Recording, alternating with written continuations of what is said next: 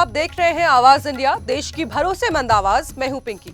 आइए नजर डालते हैं देश और दुनिया की 10 बड़ी खबरों पर। 130वें संशोधन बिल पर विपक्ष का दोहरा चरित्र बेनकाब। कांग्रेस के लिए पीएम कानून से ऊपर।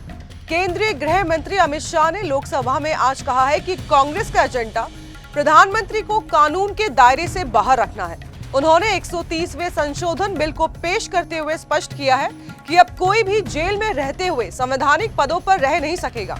उनका कहना है कि ये बिल राजनीति में नैतिकता और सुचिता बनाए रखने के लिए है। वेणुगोपाल के सवाल पर गुस्साए अमित शाह। कांग्रेस सांसद के सवाल पर अमित शाह ने कहा कि उन पर लगाए गए आरोप झूठे थे, लेकिन उन्होंने गिरफ्तारी से पहले ही अपने पद से इस्तीफा दे दिया है। उन्होंने सदन में साफ कहा है कि नैतिकता और आचरण राजनीति में सबसे ज्यादा जरूरी है। छत्तीसगढ़ में नक्सलवाद पर कड़ा प्रहार। दंतेवाड़ा और नारायणपुर में सुरक्षा बलों के आगे 55 लाख सहित के इनामी सहित 29 नक्सलियों ने हथियार डालकर आत्मसमर्पण किया। इसमें बड़े नाम जैसे सुखलाल जुर्री, हिमांशु मीडियाम और कमला गोटा शामिल है। आत्मसमर्पण करने वालों को आर्थिक सहायता और पुनर्निवास की सुविधा दी जाएगी। जम्मू कश्मीर में भारी बारिश से बाढ़ और भूस्खलन। मुगल रोड समेत कई रास्ते बंद। जम्मू कश्मीर में भारी बारिश के चलते कई नदियां उफान पर हैं। मुगल रोड और श्रीनगर जम्मू हाईवे पर यातायात बाधित हुआ है। अधिकारियों ने वाहन चालकों से सतर्क रहने की सलाह दी है। यूपी बिहार में आई आफत। कई जिलों में बाढ़ और वज्रपात का कहर। यूपी के 15 से अधिक जिलों में बाढ़ की स्थिति है। दिल्ली में 21 अगस्त से 25 अगस्त तक हल्की से मध्यम बारिश का अलर्ट है। यमुना का जल स्तर फिर बढ़ने की संभावना है।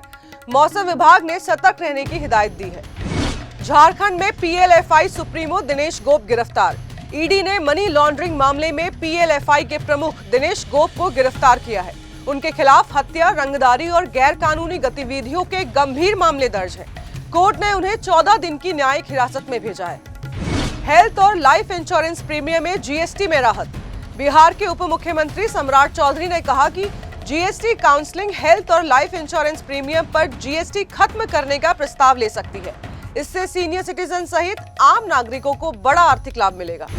भारत ने बांग्लादेश के आरोपों पर दिया जवाब। विदेश मंत्रालय ने कहा कि भारत की जमीन से किसी भी देश के खिलाफ राजनीतिक गतिविधि नहीं हो रही है। बांग्लादेश के आरोपों को पूरी तरीके से खारिज कर दिया गया है। लिपुलेख दर्रे से व्यापार पर नेपाल की आपत्ति। भारत ने दिया कड़ा जवाब। भारत ने कहा है कि लिपुलेख दर्रा भारत के उत्तराखंड में है। नेपाल की आपत्ति निराधार है। भारत और चीन ने सीमा व्यापार को 3 निर्दिष्ट बिंदुओं से फिर से शुरू करने का निर्णय लिया है। अग्नि 5 की उड़ान सफल। उड़ीसा के चांदीपुर में अग्नि 5 मिसाइल का भारत परीक्षण हुआ। ये 17 मीटर लंबी और 2 मीटर चौड़ी मिसाइल परमाणु हथियार ले जाने में सक्षम है। डीआरडीओ ने सभी परिचालन और तकनीकी मानकों को पूरा किया है। फिलहाल आवाज इंडिया में बस इतना ही। देश और दुनिया की खबरों से जुड़े रहने के लिए देखते रहिए आवाज इंडिया।